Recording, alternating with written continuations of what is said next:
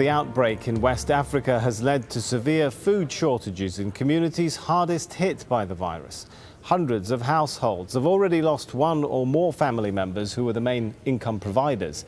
Travel restrictions due to the spread of the disease have led to a hike in food prices.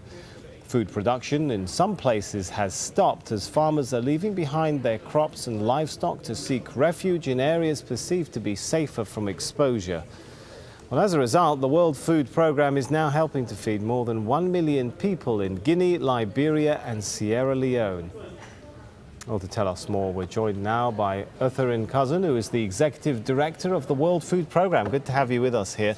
It seems like quite a complex set of factors. Where do you even begin to address how to alleviate the rising food prices? Well, we can alleviate the rising food prices, but what we can do is alleviate the suffering of those who are affected, the most vulnerable people who are affected by those rising food prices, by ensuring that we provide the food assistance that is necessary for them to feed themselves and their children. If the number of cases is going up, one assumes that's going to mean you're going to be shouldering even more of a responsibility to get food to people.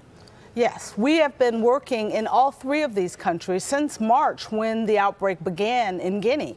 And we have seen an escalation in the number of people that we are working to feed over that 6-8 month period. And we will continue to provide the support. What we need is that the global community comes together now to ensure that we receive the assistance that is necessary, and all the other organizations that are working to stem this virus so that we can not only eliminate the food security situation problems, but the health problems as well.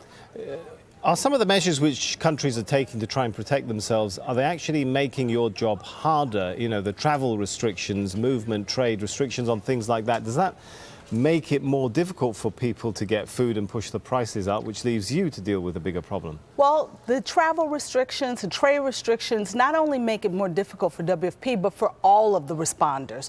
If we are to stem this disease, as we have done in Nigeria and Senegal, we know it can be done, but it requires that we have access to all of the population, that those who can provide the assistance and support, whether it's WFP providing food or the medical workers who provide the health support, that they have access to people, that they can freely move between the countries and return to their home countries. Now is not the time for us to become a xenophobic world. It is a time for us to embrace those who need our assistance. And are countries listening to you when you get that message out? I mean, it seems from reading the headlines that countries are in fear and they're going more for like lockdown measures rather than open up measures.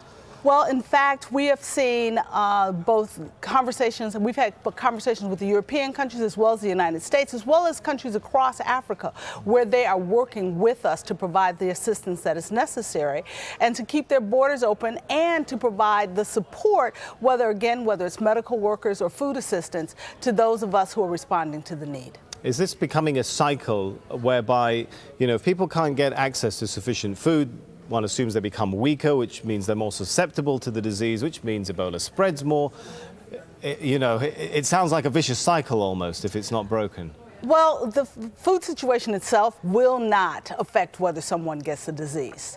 The disease is transmitted through exchange of bodily fluids. But right. Chances of recovery? What we want to ensure is that we're providing the food assistance that is necessary to those who are affected, as well as to their children and to their neighbors, because what you don't want is a food security problem that results in chronic malnutrition and other issues related to food security, while you're also addressing the challenges of a health problem. And you've simply got too much to deal with. Well, thanks so much for coming and talking to us about it. Thank you for the opportunity to be here.